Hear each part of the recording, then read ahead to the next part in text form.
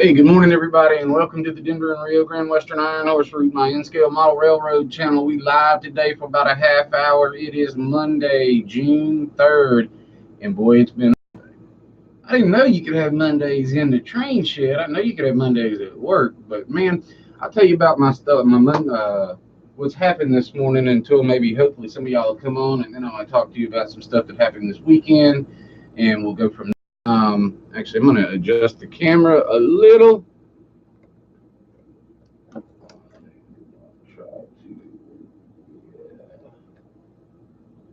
Hey, John, good morning. How are you?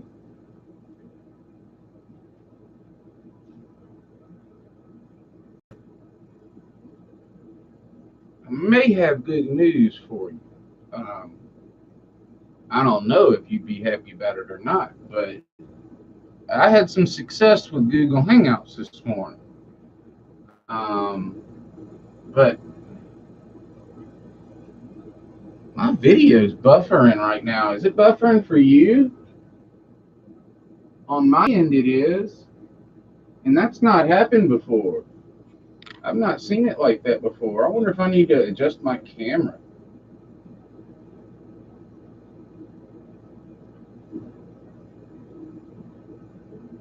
Oh, great. That's good to hear. I don't mind it being choppy on my end because my system's not great. But hey, Dave, good to have you too. So good to have you.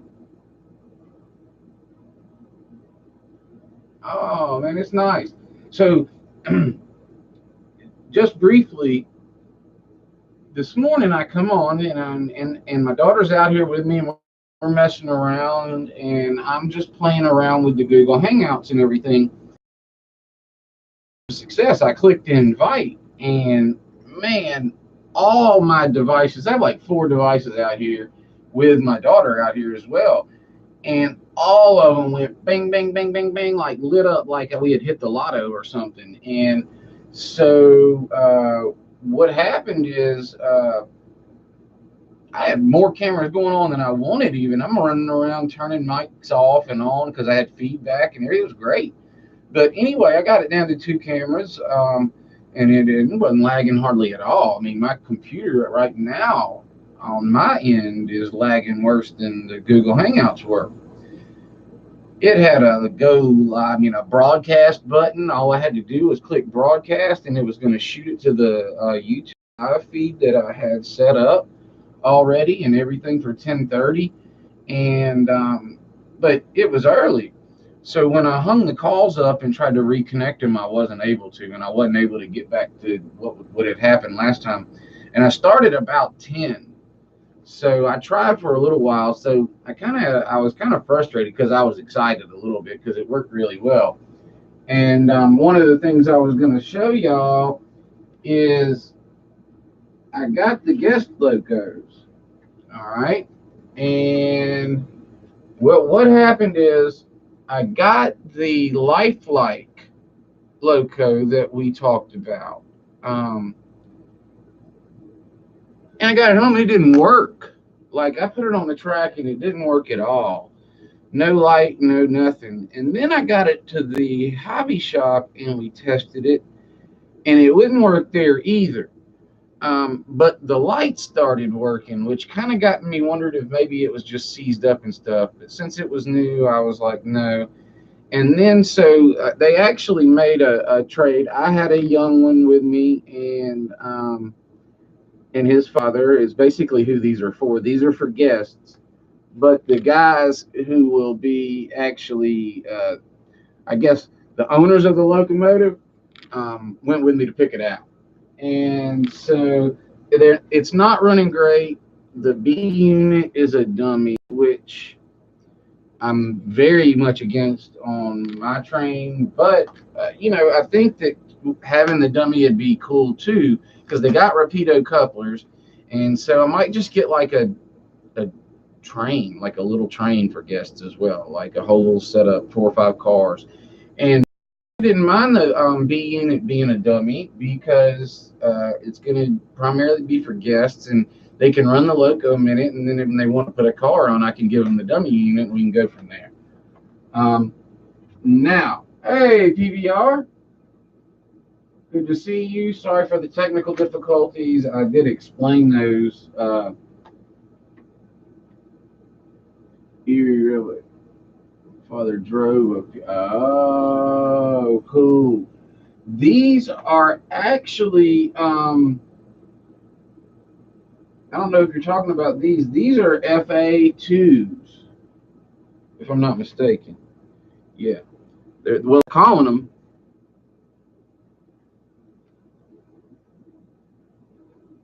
Man, and I was really giggly, excited, pleased, until I saw unpowered. I was like, oh man, but I was really excited by these because they were going to be a waves. Good Lord. Like I got an animal on my roof, which is very possible as I'm in the woods, but I'm not used to having animals on my roof. I'm actually going to step out really quick and see what that was, because that was a big old squirrel, if that's what that was.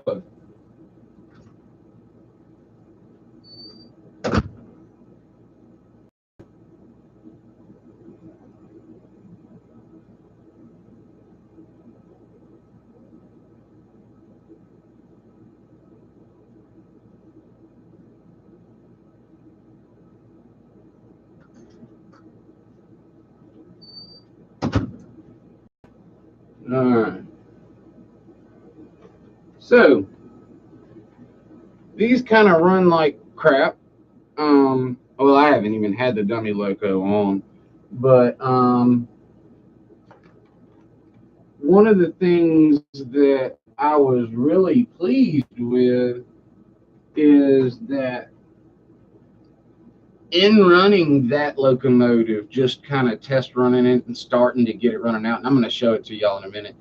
But in test running it, man, did it show me where my track problems are. All right, because it's, I guess it's an older, the hobby shops is not booming at all. Particularly, we don't have a lot of call for this in our area. 6, 7 years old, could have been sitting there that long and not moved at all. So I'm having to get a lot of power to get it to go, and it's kind of like I say, any track flaws are glaring with that loco on. So I found, and they were kind of glaring anyway, to be honest with you, but be mean. But I'll be honest with you. I've got some neighbors, and they actually have a family of 4 of them that live in their garage. Like, they come in there if the weather's not nice or whatever, and they like feed them and stuff. And like, there's these big, huge raccoons, and I got a fire pit behind the train shed, and I'm just into stuff like being in the woods and everything. So anyway, a lot of times I'll go out there sometimes at night and make fires, and sometimes I'm by myself. And so what I did back there is it's dead woods. I might walk out back there one day, but a couple summers ago, I cut a path about 30 feet back, about 4 feet wide. I mean, through thick woods. And what I actually did is I crawled back there about 50 feet, and I dug a little hole, and I started putting wood and trash and stuff in there and burning it. And I worked my way out in a circle, in about a 30-foot circle. And then I did about a 4-foot path back. So it's pretty cool. But anyway, long story short, walking up on those 4 raccoons in the middle of the night when you're by yourself in pitch black is a scary thing. You ever experienced that? No flywheels, to not very smooth. No, they're not, Dave. And again, it is 8-wheel drive though, but it does have pickups on both sides. I made sure that. And I mean, obviously it's not a great unit, but the fact it has showed me where I got to fix the track. and I'm happy about that. And so, what I'll tell you before we get too far into it, hey, Claude, what's up, my brother?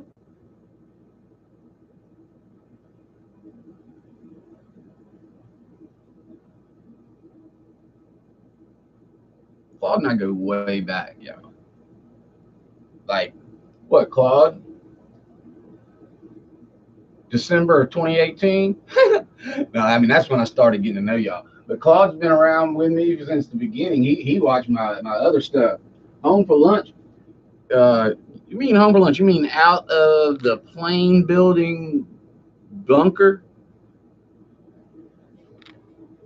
Claude builds planes, y'all. I ain't joking. I'm not talking about like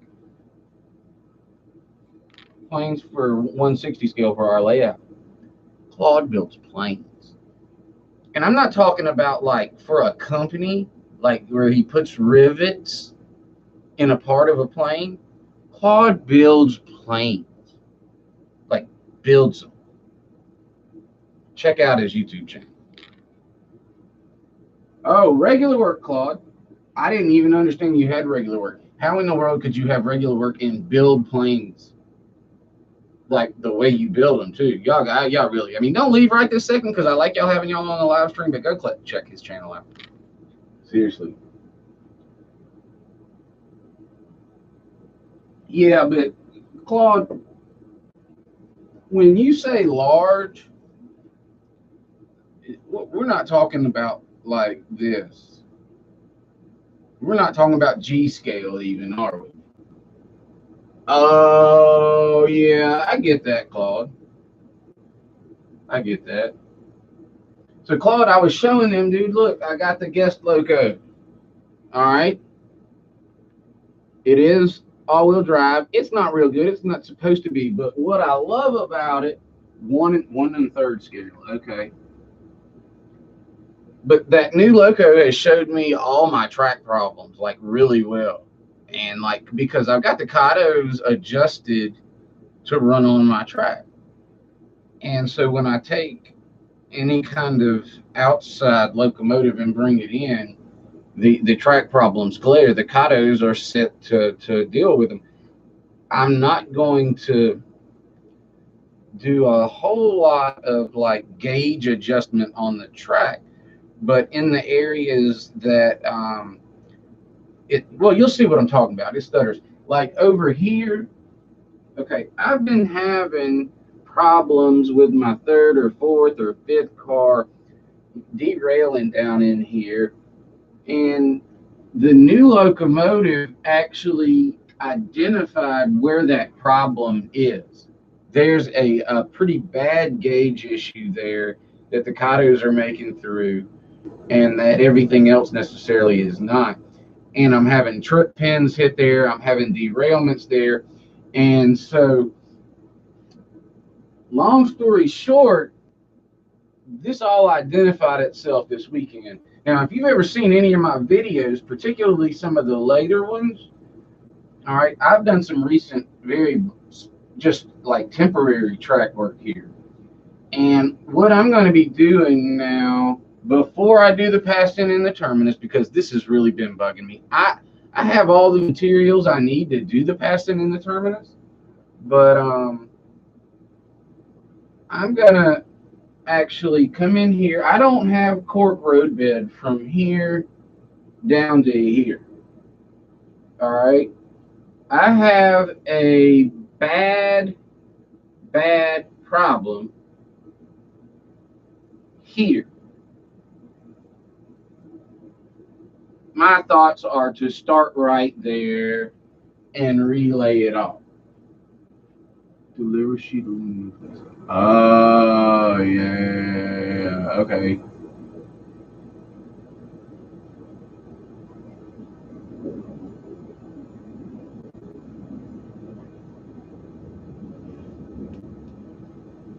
Stunt planes.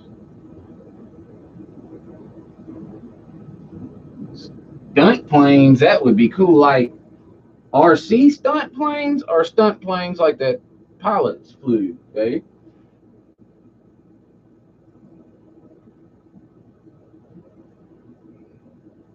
Oh, yeah. I know, Claude. And so what I'm thinking is, and here's what happened. I don't,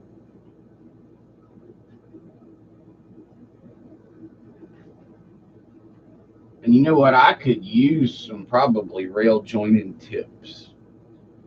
I'm getting better, but here's what happened.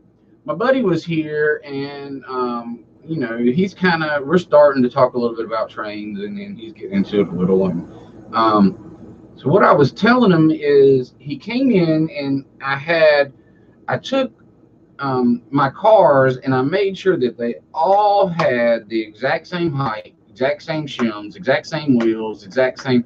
So I had nothing on there that wasn't weighted right, that didn't have the exact same height and shims and trucks and wheels and everything. And I had it running around, and I had it running smooth and slow, and it was pretty. It was running nice. And anyway, my friend came in, and I told him, I said, see, this is what we're doing.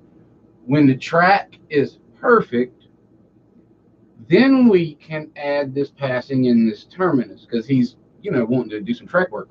I said, then we can add the passing in the terminus once the track is perfect. I said, because we need to be able to identify where our track problems are. We don't need to be thinking that, okay, these new switches we laid could be bad and they might not be level or set right. We don't need to be worried about a derailment being caused somewhere else. Anyway, in talking to him, I was talking to myself. I ultimately, because this has been bugging me, I know I need to lay cork. I need to pull this up. All this track will probably be fine to be reused. The way I laid it, I know how to get it up. If maybe a couple pieces I might trash, but it just depends on how they come up. But for the most part, I'm not going to lose all the track. I need to get cork done anyway. This has been bugging me. It's bumpy. It's not good. It's coming downhill. It's got to be causing some issues. So I'm going to lay, and I'm getting ready to do this like now. I'm getting ready to lay cork through here to here. I'm going to pull up track from here to where the new corks start. And actually, I'm gonna this piece is really good. I'm just hoping I can get this ballast up and cork under it. But I'm gonna relay the cork all the way to here, and then I'm pulling up all the track, and I'm gonna relay track from there to there. Now,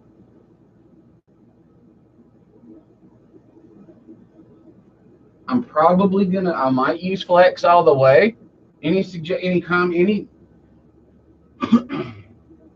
real planes at their time when they just want a lunch break. Gotcha. That's cool.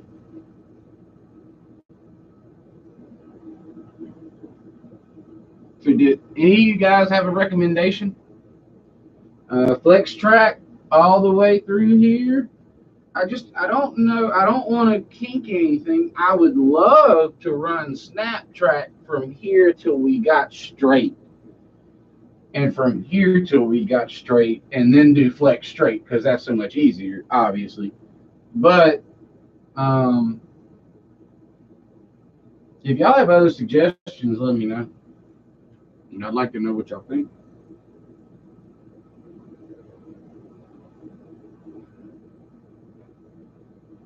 All right, let's put this boy on here. All right, I've got the Katos on now, and what I'll show you, I'm going to turn the Katos to 35, just let y'all see how it runs before I put this new one on.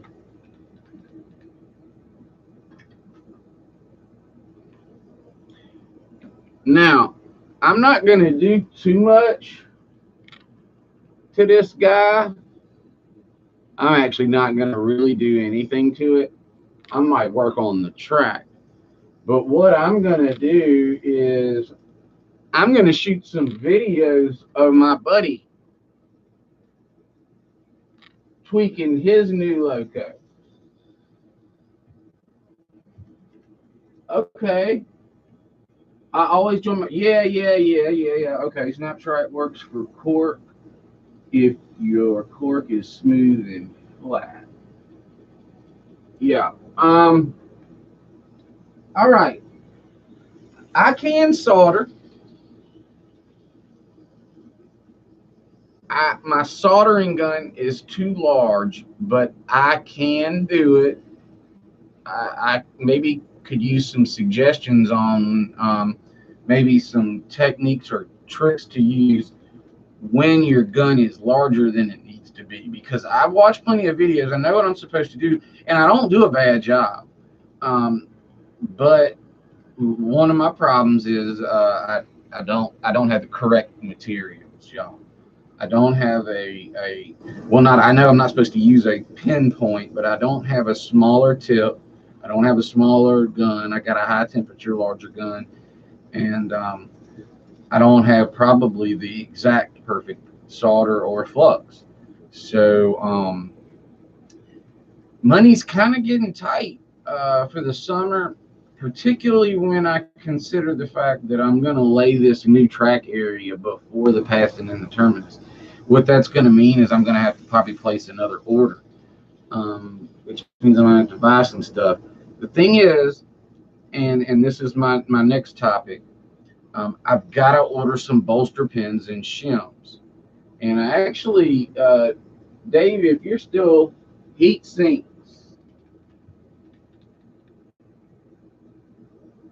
okay.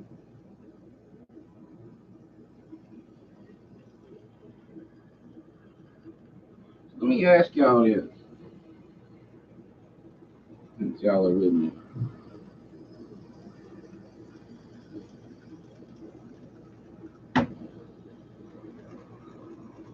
Okay, maybe I don't need it. All right, this is a Concord car. All right.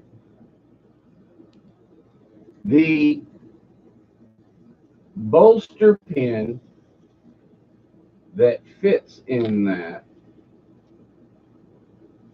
leaves the coupler under MTL height gauge standards.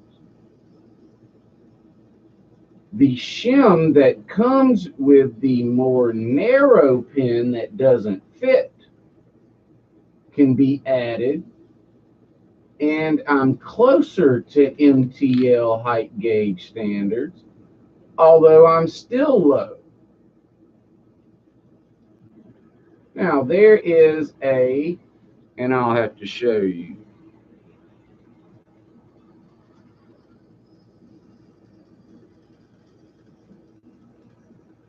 This is why I'm mad I can't use Google Hangouts. This is what I wanted to show all y'all, stuff I wanted to show y'all.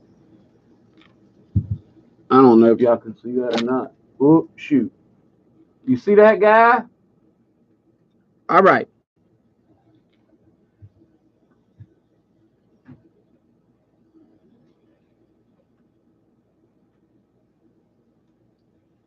On this one that I weathered for Ron's Trains and Things Down and Dirty contest,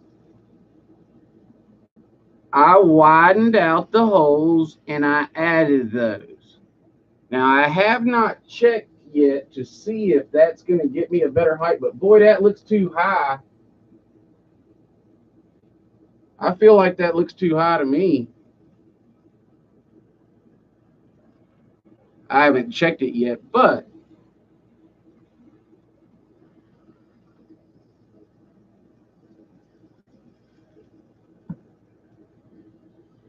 pin that fits, one shim, too low.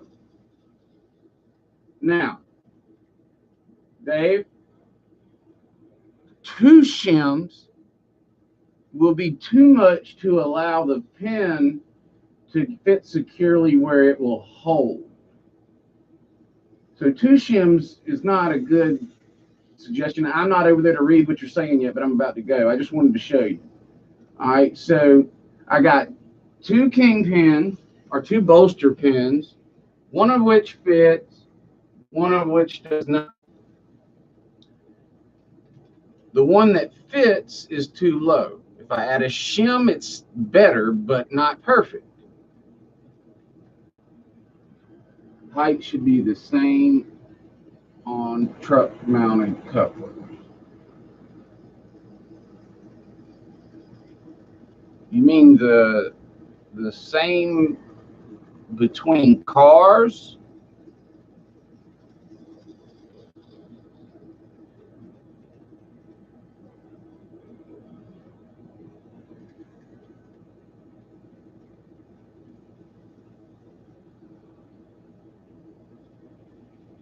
I guess you're right, Dave.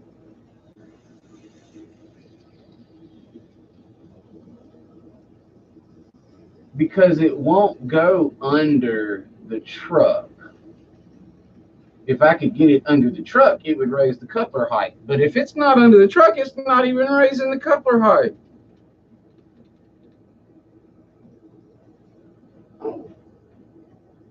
That's one of those things I guess you got to be told. I don't know. I guess I'm stupid, but all right. So truck mounted couplers should be the correct height, meaning they should fit the MTL height gauge, right?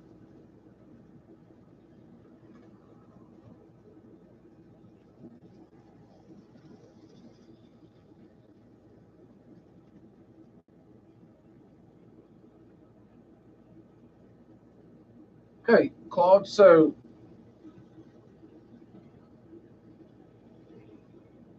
maybe they'll be right with that, but would it be normal, I guess, to have to hollow out a post like that and put that in? I mean, I don't mind doing it. I just don't want to permanently alter all my cars for no reason. And that's really why I'm asking y'all. Now, when I stop and put the trucks on here and put this on and check the gauge, this will tell me a little bit. But I'm telling you, man, that seems like that's going to make that car awful wobbly and tall. But we'll see. I'm not going to do that with y'all on here. There is no adjustment. And so really, wait. So really, even with this, I'm not raising the truck height, am I?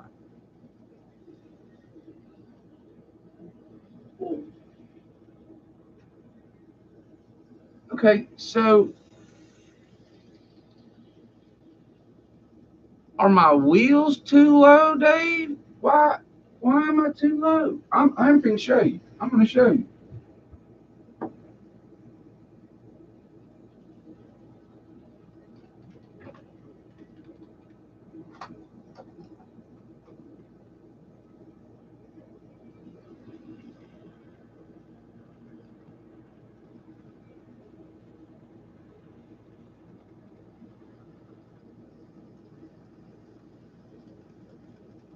Boy, this is fun doing it live.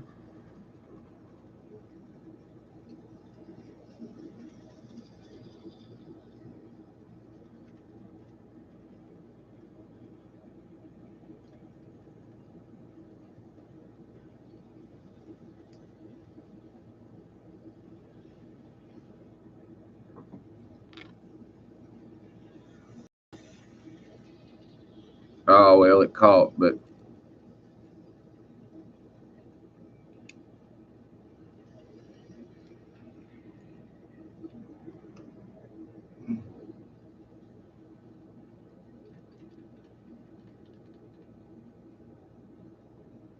is that close enough?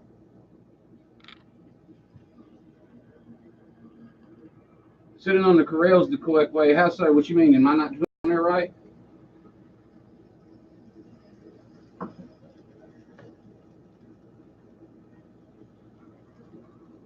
Because that's good to know if I'm not.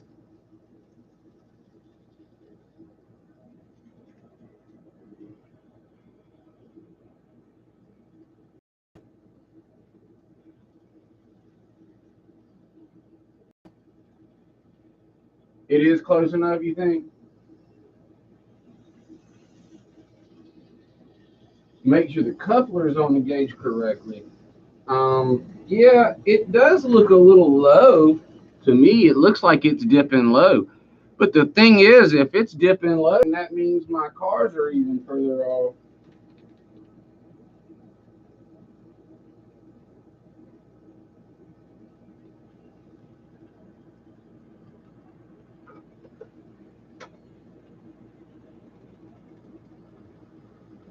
So, as far as trip pin hitting,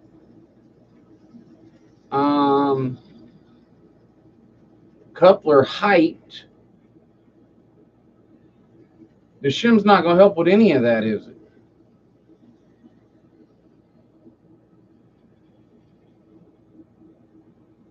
What is the shim needed for? To keep the body from rubbing on the truck or something?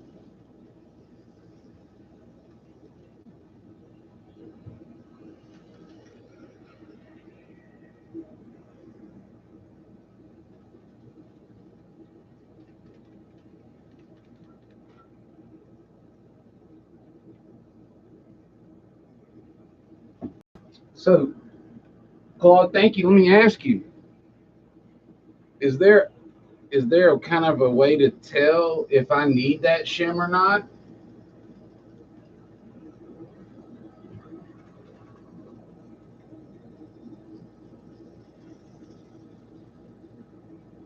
Check to make sure lid on truck couplers is all the way closed, tight. Yeah, I haven't done that. I can do that.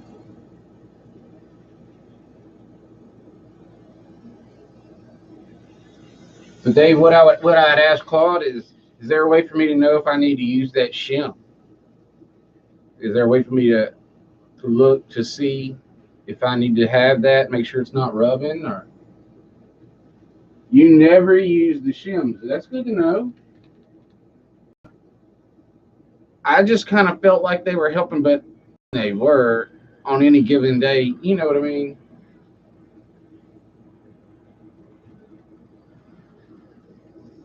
Yeah, the PVR.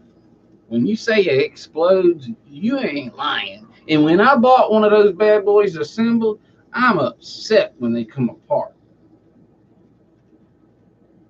Just check your truck clearance. So, kind of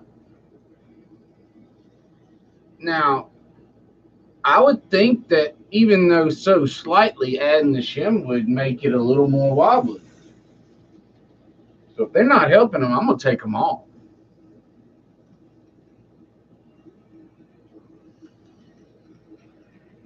Wheels rubbing on the bottom of your car. All right.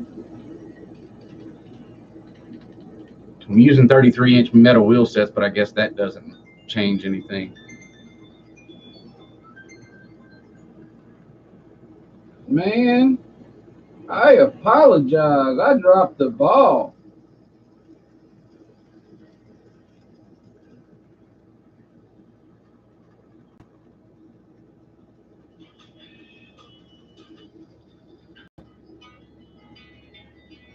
I didn't have any mountain music playing. I'm sorry. What day you said? All right, and I'm gonna check that.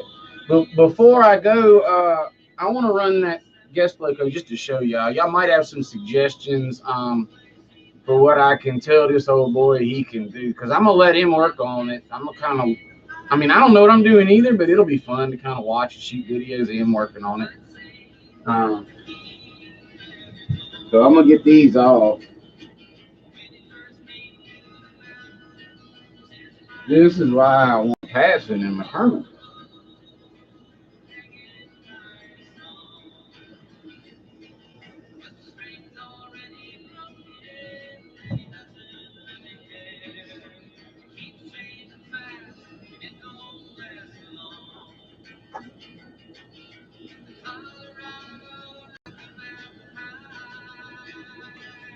All right, this is the Lifelike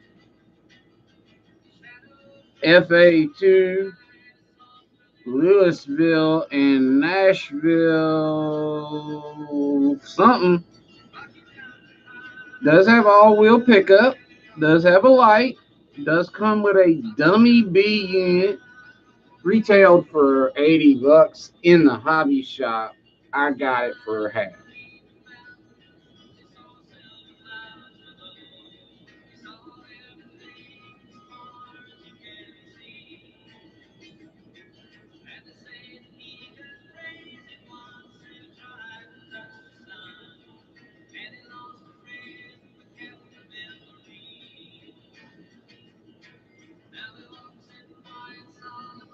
Feels so different, but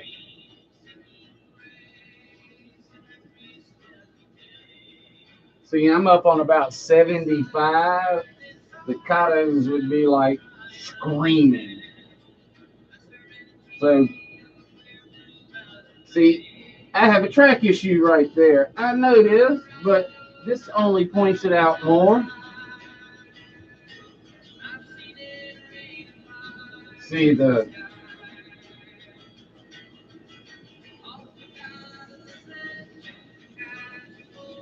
I hear you, PBR. So here we go, right there. Boom. All right, so right here, right there, y'all, is my downfall with my real train. Mine, I didn't know exactly where in that area I was getting the problems. But, boy, that was almost funny on live.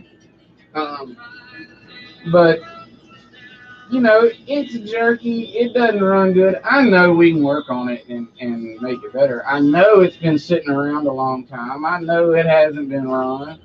Um, but pretty much everywhere it stutters. Now, I haven't checked the wheel gauge on it yet because I want him to be involved in that as well.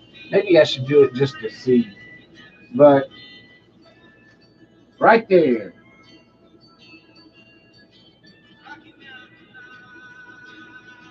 So that is the debut of the guest loco, the Louisville and Nashville guest loco.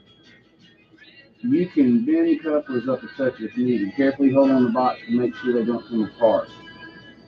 Hey, Dave, while I got you, let me ask you something.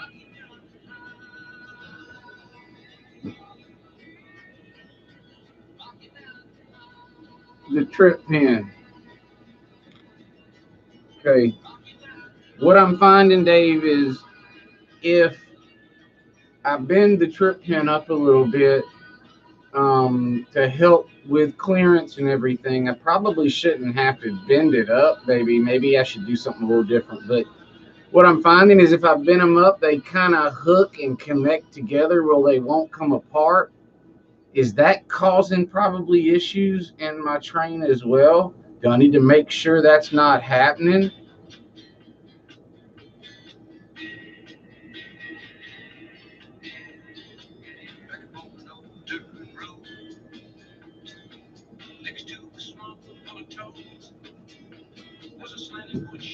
Well, John, I mean, there's a fine line between them not catching somewhere with my radiuses and them hooking onto each other like that. I might have to remove them.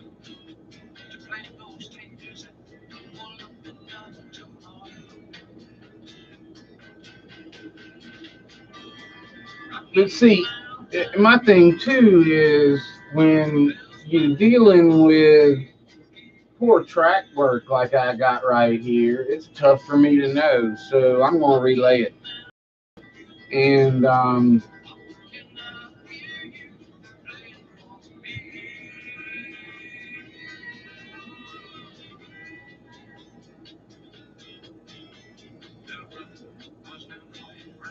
out. Meaning away from the opening of the coupler, John, up and right. If I'm holding the coupler in my hand, like in the back, the car's behind me. Would I bring that pin up and right?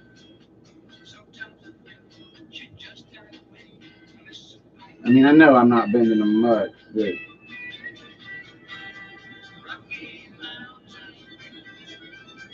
I see what you're saying. I mean,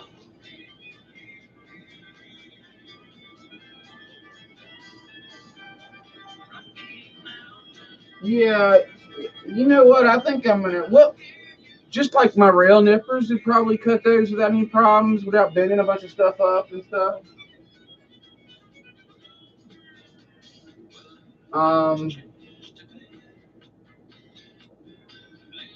I tell you what I need, and I'm gonna have to order them. And although I might have to order some cork anyway, but and that's really the only reason. I mean, they're like $2, but the only reason I don't want to order them is because I don't want to pay $6 shipping on $2 worth of pens.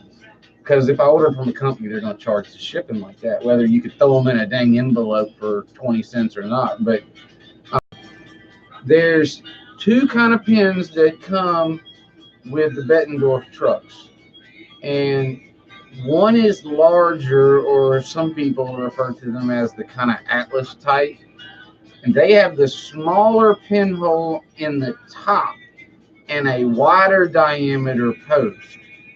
Those fit well in both the Precision Master and the Concord cars that I have.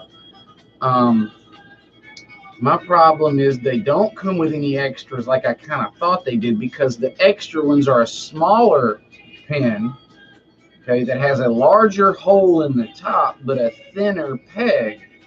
And those don't fit in the Concord or the Precision Master cars. And so when I've lost some of the larger diameter pins, I can't use the trucks anymore. So I need some more of those larger diameter pins, or I need to learn how to make them or fashion them or something, or I need to run into somebody with a handful of them. That's that kind of thing. But I still have derailments. I still have crashes, and when that happens, sometimes I lose the pins. So.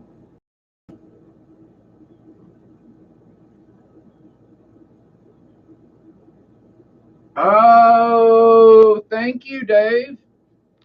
Thank you. Because there's been vendors who, now hold on, I say that. One of the vendors that I trust hasn't yet fully answered. So I'm not going to say that.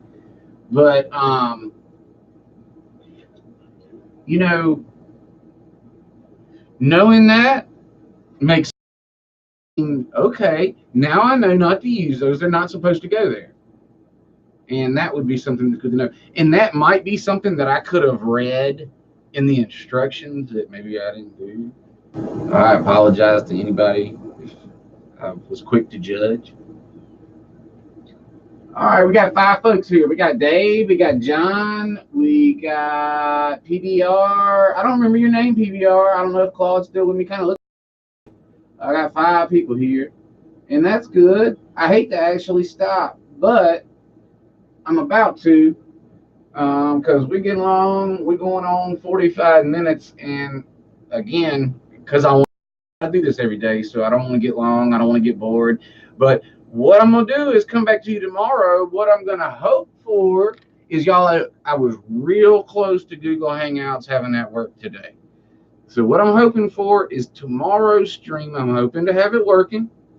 And I'm hoping to have 2 cameras going. And I'm going to show you my work that I'm doing here. Talk about that. Talk about anything y'all want to talk about, too. I really don't mean to manipulate the conversation. We were talking a little bit about planes and not planes earlier, Claude's planes, and that was great. Let's do more of that. But I'll try not to. I just got a lot to ask y'all and stuff always, particularly after a long weekend when I had guests here and we broke stuff.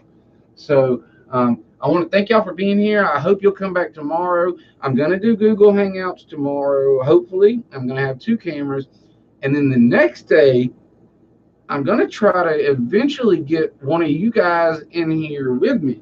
And once we get 3 cameras going, if I can handle that, then I'll drop my second one and we'll bring another one of y'all in.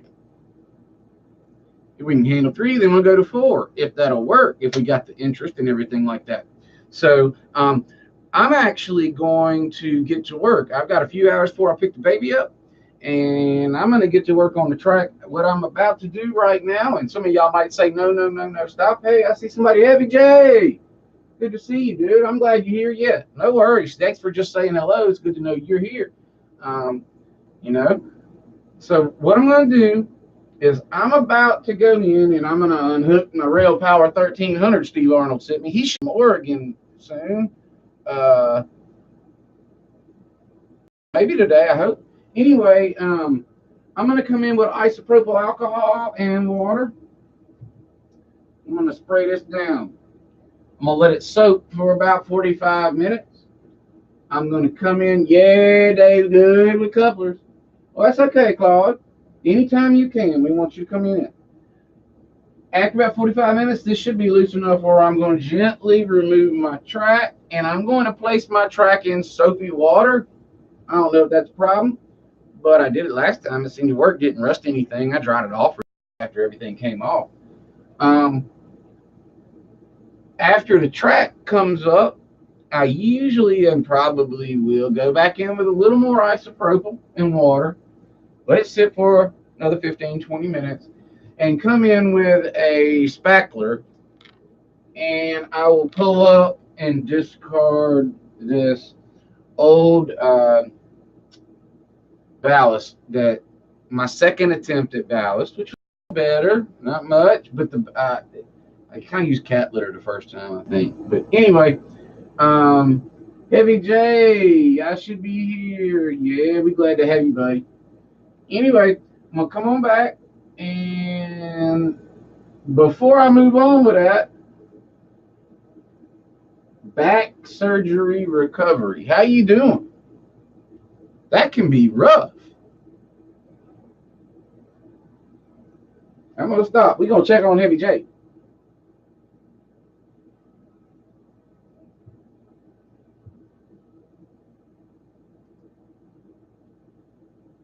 I sure will, Dave. I sure will.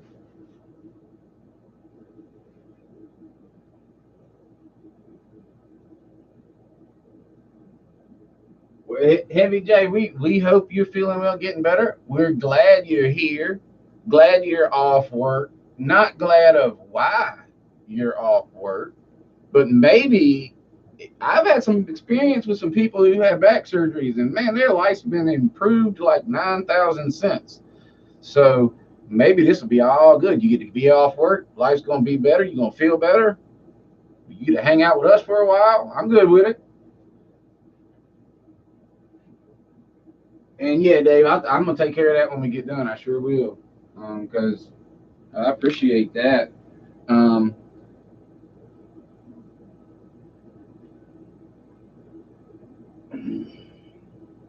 I'm really just, I'm coming more to the conclusion that before I do too much with this, I'm going to get it right.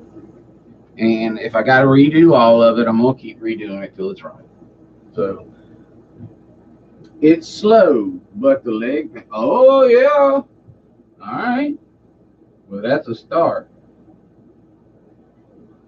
There's a start. But like I say, we're glad to have you. You know, really, as I look through, these are all good people in here. Good people. People that I'm kind of enjoying getting to know. I really am. So I'm gonna let y'all go because I appreciate y'all stopping in and hanging with me, being supportive and everything. I'm about to get to work. Probably when I come back to you tomorrow, maybe we'll have work down. I doubt I'll have anything else down. I hope I don't rush things too much. But man, I'm gonna tell you, I don't like having trains not running. I don't like it at all. So I'm pretty good. The Cato's running smooth everywhere. So because of that, and get the locos around without any problems, without any derailments at all speeds, I'm going to go ahead and work on some track glitches before I add 2 more switches and a passing and a terminus. This is Brian with the Denver and Rio Grande Western Iron Horse Route. I want to thank you guys for coming in. Anybody who's watching in the recording, I want to encourage you to make any comments, anything we've talked about. I sure would love to know what you think. We covered a lot of stuff today that suggestions, comments could be made on. So please, I check in on them. and I stay current with them. So please leave a comment if you're watching by recording. Those of y'all that were here with me today, thank you so much again. I appreciate y'all very much. I'm going to try to be here right around 10:30 tomorrow morning. I'm going to try to be on with Google Hangouts and 2 cameras. I appreciate y'all. See y'all then.